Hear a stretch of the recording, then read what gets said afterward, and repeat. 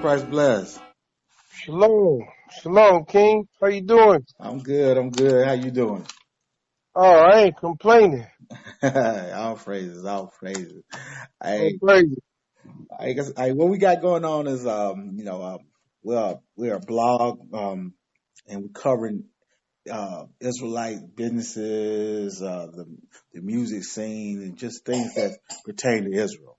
So that's what we're doing. We cover those things and help promote individuals and their businesses and things they got going on. Beautiful. Beautiful, man. That's wonderful to hear. First thing first. How did you get into the coming to the truth?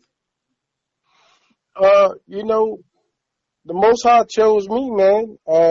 I will ignorantly tell you that I grew up my entire life having all these visions and dreams, and I thought I was the only person on earth that felt like this. You know, I came up, Christian Baptist, of course, as any kid whose parents come from the South, they forced that Christianity on their parents, and I would leave church, man, and I would just be feeling unfulfilled, man. It's like they would have that I feel good right now and pass a collection plate, but when I left, it just didn't coincide with the life that I was living, with the visions that I was having, with the visions that was I guess I can almost say prophesied when I was an infant. Like I still remember being visited by the Spirit, and it was like crazy because I was like, I can't never talk to nobody about these things because they probably look at me like I was crazy. And so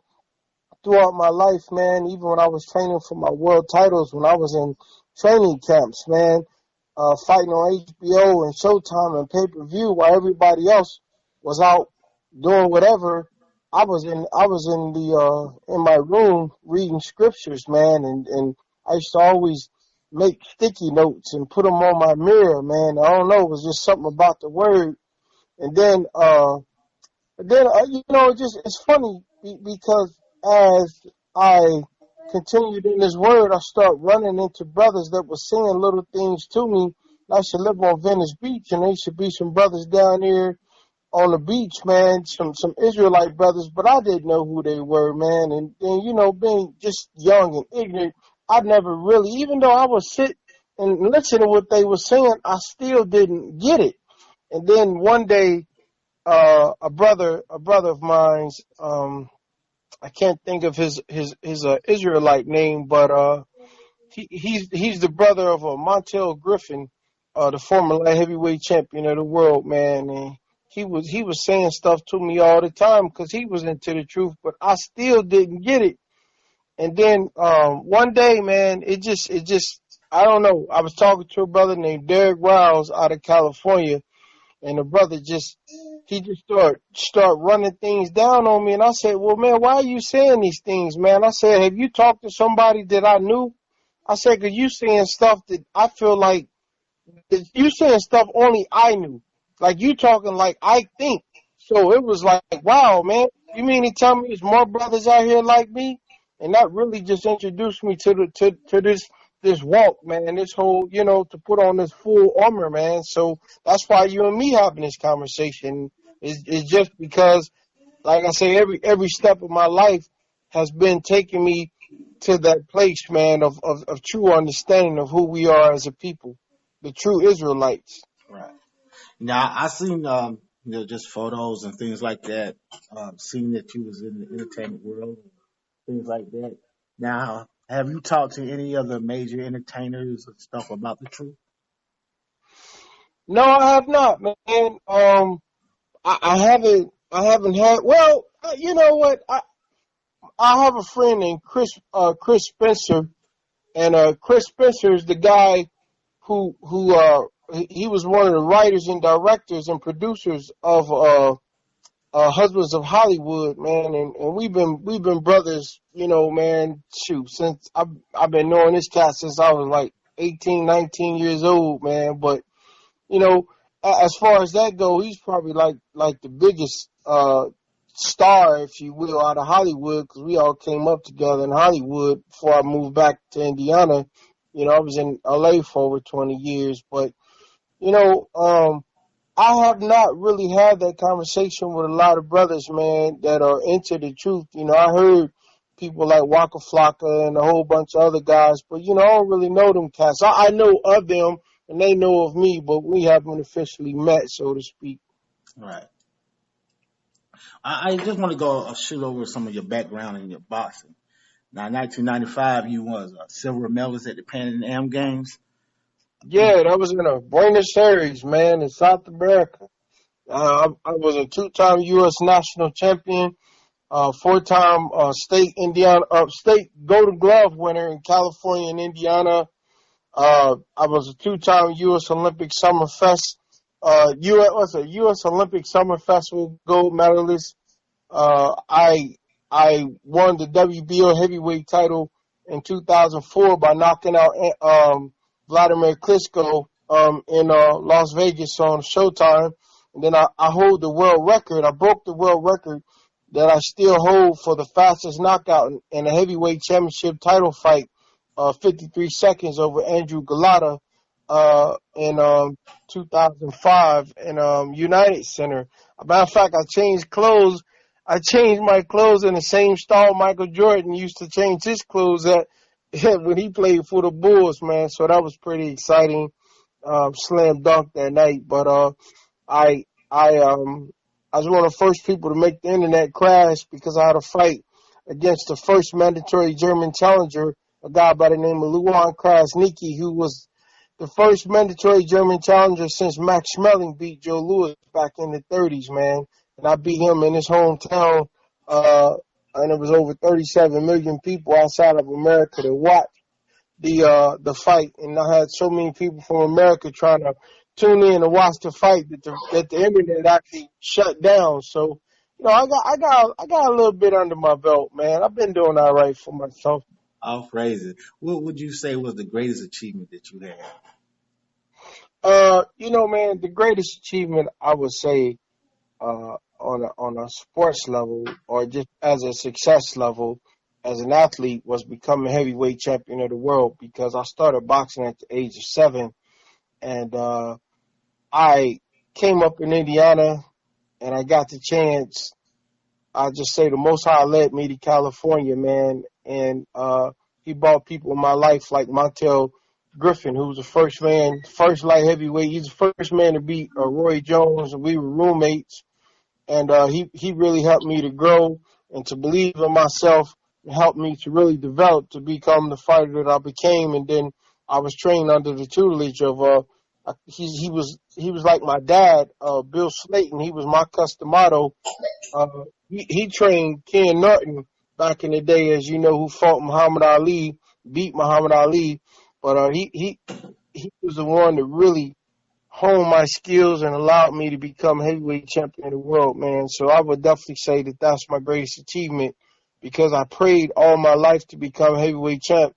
And I tell people that I had prayed so long to become a world heavyweight champ that about 8 to 9 months after I won the title, I still was almost praying to God to let me be heavyweight champion of the world. And then I had to stop myself in the middle of the prayer and be like, oh, I am champ. Because I asked for so long that it just became, just a custom to do. And then it was like I had to get out of not saying it because I was a champ. Right. I mean, yeah, I'm sure that was just an amazing experience, period. I mean, Yeah. y'all, you got family members that's boxing. Chris Bird. I mean, how were y'all growing up together, being as good as both of y'all were? How was that? The crazy part about it, man, is that my grandmother used to always tell me that he was her cousin. He was her cousin, but we never made a connection because he came out of the 92 Olympic era and I came out of the 96 Olympic era. So by the time we both became pros and then we started getting to know each other because they considered us like the young lions, along with a couple other up and coming heavyweights at the time, man. And then I said, listen, man, I know that you and me don't really know each other like that, man, but we are cousins, cousin. And I said, one thing that I ain't going to do, I said, I ain't never going to fight you because we cousins, man. There's too many other fighters out there and there's too many other belts to go. go get. So, we just made a pact that we never fight each other. And as a matter of fact, we have partnered up, and we're starting a corporation now called World Champs LLC that everybody's going to be hearing about in time. As family working together with other world champs, Riddick Bowe, James Toney, and Chris Bird. Rick Bowe, James Toney, Ray Mercer. My bad. So it's five of us, and we setting out as businessmen, as entrepreneurs, and we're going to be filming our own reality show, man, to show how men can work together. Versus you have these reality shows out here where you got these girls and they fighting and this and that, man. So we're gonna have a lot of fun, man. We're gonna go around to schools and play 5-on-5 basketball against varsity basketball teams, knowing they're gonna beat us, and just all kind of fun stuff, man. Going to boxing gyms and just having fun, showing a positive side of us as men, Hebrews at that. All praises, because that's something that Hollywood don't like. Strong black images of our men doing positive Exactly. things. Exactly. And the thing of it is, me myself alone, withstanding James Lights Out Tony, Riddick Bowe, Ray Mercer, Chris Bird, I've knocked out a man on every continent on the face of the earth by myself. So I got all their fans following me. So when you put five of us together, you know what I mean? It's gonna be a great thing just for people to be able to see that the stereotype on black men is that, we all don't have saggy pants and we all don't speak Ebonics and we ain't all materialistic, you know what I mean? So I'm really pushing for this thing, and I'm asking for the support of my people. All right. All praises. You know, with that platform that you're going to have, and you might have the opportunity to reach millions of our people to let them know that they are the children of Israel. Because I'm pretty sure, like most of us, that's in the truth, we're tired of captivity and ready to go home. Well, here's the thing, man. If our people would just take the time to do themselves just one favor, just do themselves a favor. Read Deuteronomy 28:15-68, King James Version. I'm going to say it again. Deuteronomy 28:15-68, King James Version. Tell me and be honest, who does that best describe out of all the people on the face of this earth? If you please would just, because I say that because, we got the curses on us, man. And the whole thing of it is those curses keep us from the knowledge, wisdom, and understanding of who we are. It's like the Ruach can't help you until you first help yourself. You understand what I'm saying? So I just try to encourage people. If you read this Bible, just read it, man. And I tell people, the Bible is a black man's, it's our history. Right. I mean, they changed the name, and see, this is one of the things they did. They changed the name of the Middle East, and then when you're reading, whether it be the Torah or whether it be the Bible, I mean, you get the same understanding, man. We are the only people that fits these curses, because ain't like, for instance, when it's saying that a man was going to lie with your wife and you couldn't do nothing about it. It said that you was going to, your kids was going to be sold, basically, and you couldn't do nothing but look for all the days of longer when they used to put us on slave blocks and sell our kids and be taken to a whole other state. I mean, all the things, man, that we was going to build houses and wouldn't be able to live in them. We was going to plant, we was going to be planting vineyards and crops, and we wouldn't be able to eat. We are the only people on this earth that fits that, man. Deuteronomy,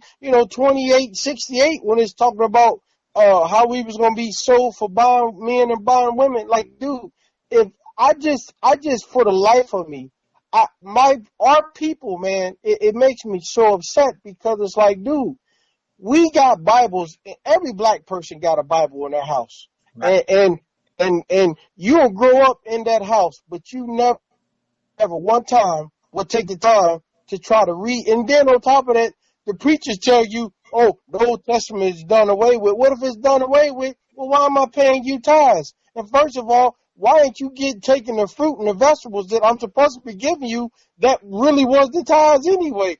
I mean, it's just so many contradictions about the book until you find the difference between what Christianity is, what the cross was, you know, Acts 5:30, Christ was actually hung on a tree. He wasn't nailed to some cross like they said. I mean, man, there's just so many contradictories, but our people are destroyed for lack of knowledge because we refuse to read.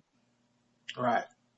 I would say that the majority of our people are they find contradictions because they read the Bible and listen to what's been taught, and they want to accept what their mind is reading.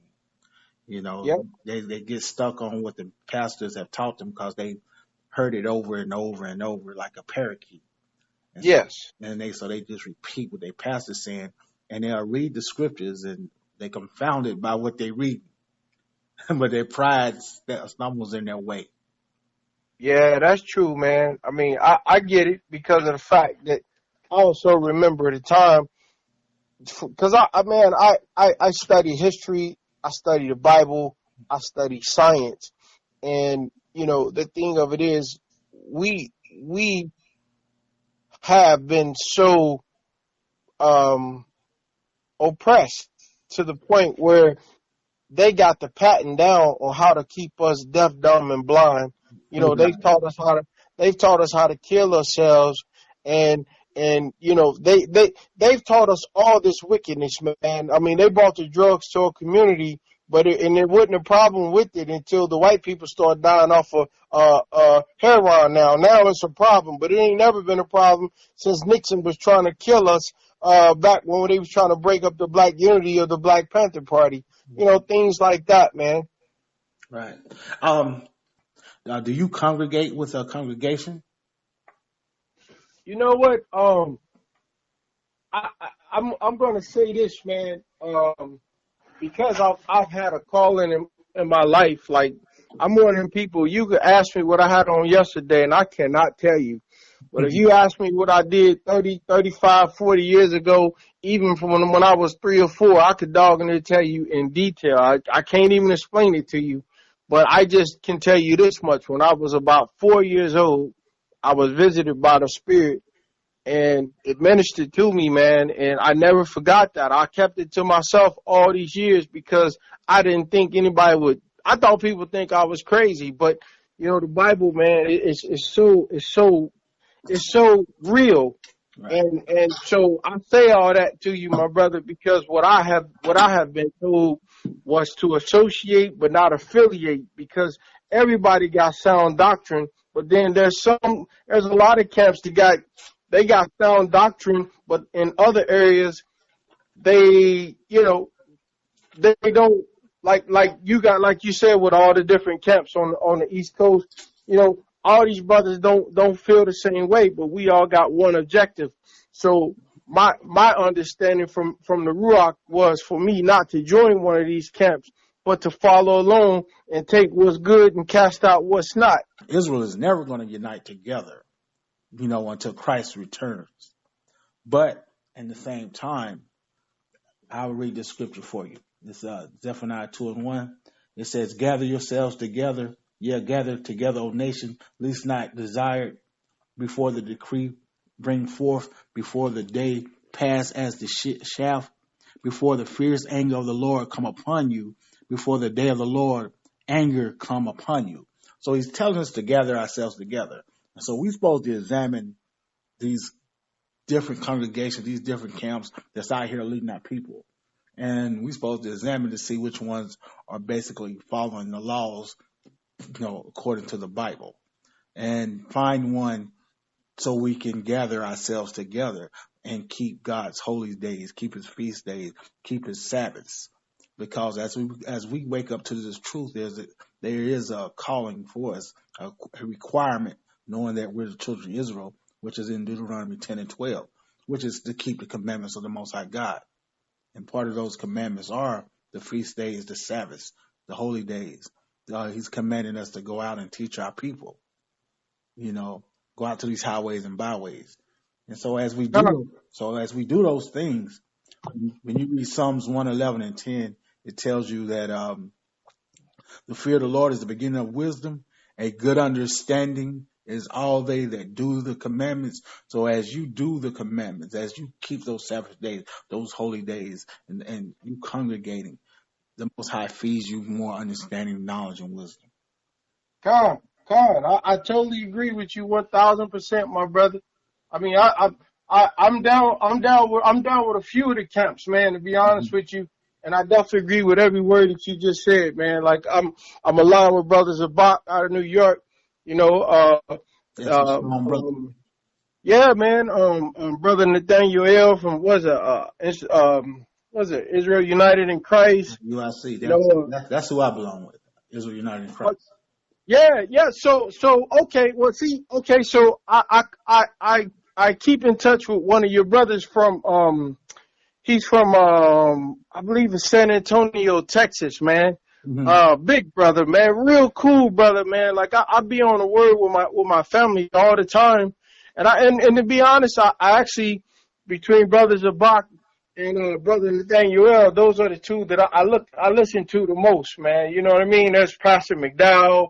There's a couple, but like I said, my favorite top two is like I said, brother Zabak and Nathaniel, man. Right. Hey, I got Yeah, much. I wish those guys had. I wish you guys had a chapter in Indiana, man. Oh, we do. We actually got a camp in Indiana. They don't have a school yet, but we do have people that's there that congregate and come together in Indiana. Matter of Oh fact, man, you gotta link me up with them, man. I would love to meet those brothers. I definitely send you the information, the contact information, so you can reach the brothers out there. Okay, something Right. like yeah. See, I'm gonna tell you the thing with a lot of these camps is, you know, the truth. As you being the truth, you're supposed to grow and evolve. Yeah, I've been man. I watch man. Every day I watch you guys every day. Like my mother used to tell me, sometimes the worst thing you could do is be young with a lot of money. And sometimes when our people get money and we ain't never had it, man, it takes your mind in all different directions. Right. And the thing is, power is the same way. Power can corrupt. And, bottom line is the Bible tell you the righteous is going to be persecuted. And a lot of times we're going to be persecuted by our own people. So, Yes, sir. so those that's really seeking the truth, their eyes are open to the things that's going on within their camp, and they can, and when they go to pay attention to see what IUIC saying in response or doing, all they're gonna see is that we're about this work. Yes, sir. We keep Yeah, our I've hands on never the heard ground. you guys bad mouthing people, man. I've never heard that, man. And and you guys got class, man. I like the way you carry yourselves, man. You're all well schooled, well educated. I really like that. Like I said, we about this work. We're about building, and we're about family values, and so we focus on that, and it's Yes, nothing sir. nothing going to deter us from that. And like I say, that's one reason why we reached out. I reached out to you because I seen that the foundation that you're building and the positive image that you're giving for Israel, is something great. Our people can look forward to. Look, and Thank you, my brother. That means a lot to me, man, because I ain't got to tell you how being in my shoes, man, being a world heavyweight champion, man, I ain't got to tell you how I'm persecuted sometimes by Esau, man, because it's like, they don't want to hear the truth according to the scripture. You know what I mean? When I'm telling them, these ain't my words, this what the Bible say, man.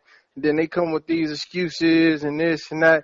And it ain't for me to debate them, and it ain't even for them. My message is for my people, but you want to be my friend, so you just you follow me. So of course you gonna hear what I'm saying, but what I'm giving you is line up on line, here a little, there a little. You know what I mean? And it's like they can't accept that. But it's like I don't want to say it, but I want to say it. It ain't for you. You know what I mean? And it never was for you. right. Hey, I know being in your position, like I say, you got a delicate walk to walk, because many of our people that prominent that's in this truth, they stay hidden. They keep their knowledge of them being an Israelite hidden. And when you put yourself out there on the line and make it known, you become a target in Esau's world. But you can't be part of the 144,000 being scared. Right. And it's like, I'm a warrior, man. This is what I do. I come from the hood, and I grew up knocking counts out. They was trying to knock me out. You know what I mean? And it's like, I don't know nothing but war. I mean, you can't have peace without war. You know what I mean? I get simple and petty with it. We wear shoes because we got a war against sores on our toes. I mean, everything is war. So if I'm fighting for my people, either I'm fighting or I'm not fighting. And I don't know nothing else but to fight, because this is all that I know. And all I'm trying to do is help my people, because I grew up here like in Indiana. Before I moved to Los Angeles, I used to always want to get away from this place. Got away from this place, gone 20 years. Come back, casting, some of the casting made it successful, got nice, lucrative jobs. Some of them are great athletes. They're making 6, 7 figures. And we still don't have nothing besides barbershops and candy stores, Right. as people. And that hurts me, man. And so I try to help them to understand we got curses on us. And the only way to understand these curses is to get in that word, because the Bible is past, present, and future. So I'm just trying to educate my people from my walk in life as a warrior, because I know when the day comes, when the missiles and rockets and bullets is flying, I ain't trying to listen to nobody who ain't been through nothing, who ain't willing to stand for your people. Don't get tough now because you got a gun. Get tough now because you got the Bible, because you got the scripture in your hand, and fight with the word of the Most High. Oh, praise it. Yeah, you said that well said. Hey, with that, I almost end the interview on that note. Hey, that's powerful. That was very powerful. Uh, I'm gonna have my people contact you. I'm gonna send you the information. Oh, I'm gonna put this. I'm sending you the information so you can reach out to our leadership that we have in Indiana, and Yes, sir. and hopefully, hey, we link up and we can go to work together on this mission. No, thank you, my brother. Thank you. I appreciate that, man. I appreciate you reaching out to me, man, because, we have to, brothers like yourself, man, yeah, you crucial to a person like me, because it's like I'm flying at this by myself, man, because, and I say by myself because being in the shoes that I am in, I got the whole entire world and every single country and every single race looking at me. So when I tell them who I am, when I tell them my hidden history about the buried lies, it takes brothers like you to help me to stay strong, to keep standing, just like Aaron did to Moses when I'm telling him, let my people go, because this is going to be for us the second Exodus. Roger on that. Roger on that. And like I say, we're gonna keep striving. We're gonna keep pushing this truth. And that Israel is growing every single day. Yes, it is. It's growing every. Yes, it is.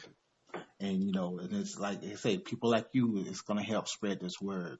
When they start seeing, now people are genetically followers, and like I say, they love to follow celebrities and things like that. And when they see more celebrities like yourself, um, that's walking in this truth, it's going to inspire them to go ahead and do their research and come on in this truth. Were you surprised to hear when Kendrick Lamar announced that he was an Israelite? I was, man. I was. But this is the thing. The only thing I say to the brothers, put on a full armor, man. Because if you walk on the fence, remember the fence belongs to Hashatan. Right. Well, hopefully he do come all the way in. I know his cousin who he used in the song, Carl Duckworth. That's one of our brothers that's in our Jacksonville camp. Okay. So Okay. he been actually learning our teachings also. Yes, sir. Well, I hope this brother do, because he's in a great position to help a lot of people, man. But at the same time, the thing is, now you know and I know, if he come our way in, there's gonna be a lot of people that loved and support him that's gonna turn their back and maybe become his enemy. So it's like I said, either you or he said either you with me or you against me. Correct. So we all got decisions to make. I mean, people always ask me, well, you got all these accolades as a fighter. How come you didn't get the same fame and claim that, the people like Mike Tyson and all those guys? Because I tell them, I've always been into this word. See, it says many are called, few are chosen. People like myself, I can't speak for nobody else. But if you know me, if you know people around me that know me, they know that I'm chosen. I didn't have a choice because every time I try to go left, the Most High put them blinders and made me go the way He wanted me to go. And everything I've ever done in my life has always been because of the will of the Most High, for better or for worse. All praises. Hey, on another note, I know one of the major holy days that's coming up is Feast of Tabernacles. And Yes. have you ever celebrated the Feast of Tabernacles? Mm-hmm. Oh, okay. Yes. Okay. Well, I was gonna say if you are interested, we have a camp in Oklahoma that's going to be putting on a big major Feast of Tabernacle event. And Yeah. so Is that's what I meant to say. I didn't mean to say San Antonio. I meant to say Oklahoma. The brother out of Oklahoma. That's where he's from. Deacon I think Abiel, it's Tulsa or yeah, something like that. Tulsa, Oklahoma, Deacon Abiel. Yeah, man, I got his number on my phone and can't even remember his name, man. God, say his name. Okay, I'll tell you what. Can you please text me his name because it's in my phone, but I couldn't remember his name because I reached out to the brother because I was so moved by his word, man. And he's such a great teacher, man. And so I had been He's my talking to him. favorite teacher. Yeah, I love that brother, man. Oh my gosh. Yes. Thank you. Yes. And hey, I'm gonna even try to get down here now you done mentioned that. I need to All reach out praise. to him. All praise. As a matter of fact, I will have him call you. I have him call you because that's a strong. Please.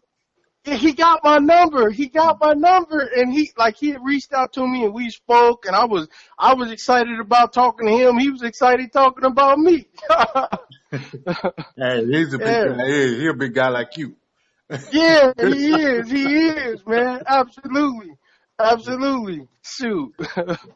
Hey, well, I'm definitely gonna get ready to make a call to him and have him reach out to you. And like I said, I'd like to thank you again for your interview and your time.